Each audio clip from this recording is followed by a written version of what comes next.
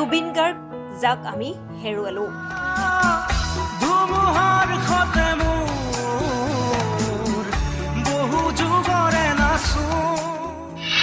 আজিৰ বহু লোকে জুবিন গাৰ্গৰ গান শুনি হৈছিল ডাঙৰ। জুবিন গাৰ্গৰ বাবে লোকগীত বিহুগীত আদিয়ে পাইছিল নতুন মাত্ৰা।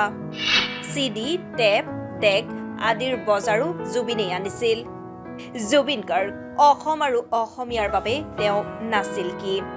জুবিনে যি কয় অসমীয়াই সেইটো বিশ্বাস কৰিছিল। জুবিনে যি কয় অসমীয়াই সেইটোৱে কৰিছিল। ৯০ দশকৰ আগতে অসমত গান গাই খাব পৰা এটা পৰিৱেশ নাছিল। এই কথা পূৰ্বৰ শিল্পীৰ জীৱনৰ দৰ্শনৰ পৰা জানিব পৰা যায়। ৯২ত মুক্তি পাইছিল শব্দ। শব্দৰ পিছৰে পৰাই অসমত হৈছিল সাংগীতিক বিপ্লৱ। ৮০ দশকত জন্ম পোৱা প্ৰতিজন অসমীয়াই জানে এই কথা। আজিৰ নতুন চামে পাহৰিছিল বৰগীত লোকগীতকে ধৰি মাটিৰ গানবোৰ। কিন্তু যেতিয়া জুবিন গাৰ্গৰ কণ্ঠত এই গানবোৰ নতুন প্ৰাণ পালে তেতিয়াই এই গানৰ জনপ্ৰিয়তা বৃদ্ধি পাবলৈ ধৰে। জুবিনৰ গানে আনিছিল ব্যৱসায়িক বিপ্লৱ। বহুলোকে ব্যৱসায়ৰ জৰিয়তে হৈছিল আত্মনিৰ্ভৰশীল। জুবিন গাৰ্গৰ গান কিমানে শুনে বা ভাল পায় সেই কথা নতুনকৈ কোৱাৰ প্ৰয়োজনেই শূন্য। জুবিনৰ গান প্ৰতিটো প্ৰজন্মৰ লোকৰে প্ৰিয়।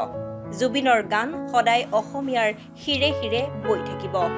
গানেৰেও এজন মানুহ ইমান জনপ্ৰিয় হ'ব পাৰে, এই কথা জুবিনে নিজেই প্ৰমাণ কৰি গ'ল। গানৰ জৰিয়তে এজন শিল্পী মানুহৰ ইমান প্ৰিয় হ'ব পাৰে এই কথা জুবিনে প্ৰমাণ কৰি গ'ল। জুবিন ইচ্ছা কৰিলে অসমত সকলো অসম্ভৱকো সম্ভৱ কৰি তুলিব পাৰিলে হয়। কিন্তু জুবিনে কেৱল গানৰ মাজতে সীমাবদ্ধ হৈ থাকিল। জীৱিত কালত কোনো এজন অসমীয়াৰ সাহস নাছিল জুবিনক বেয়াকৈ কোৱাৰ। এই কথা ৰাজনৈতিক নেতাসকলে জুবিনক লৈ কৰা ৰাজনীতিৰ পৰাই বুজিব পাৰি। জুবিনৰ স্মৃতি যুগমীয়া কৰাৰ দায়িত্ব চৰকাৰৰ। ভূপেন হাজৰিকাৰ দৰেই হওক জুবিনৰ অন্ত্যেষ্টিক্ৰিয়া। গুৱাহাটীৰ এক স্থানত সমাধিস্থল নিৰ্মাণ কৰক চৰকাৰে। জুবিনক জীয়াই ৰাখিবই অসমীয়াই। এই স্মৃতি অধিক যুগমীয়া কৰিবলৈ চৰকাৰী বেচৰকাৰী সকলো দল সংগঠনে এক উমৈহতীয়া পদক্ষেপ গ্ৰহণ কৰা উচিত। জুবিন গাৰ্গে দিবলগীয়াখিনি দি থৈ গ'ল, এতিয়া আমাৰো নিশ্চয় কৰণীয় আছে। News desk report for nation Assam.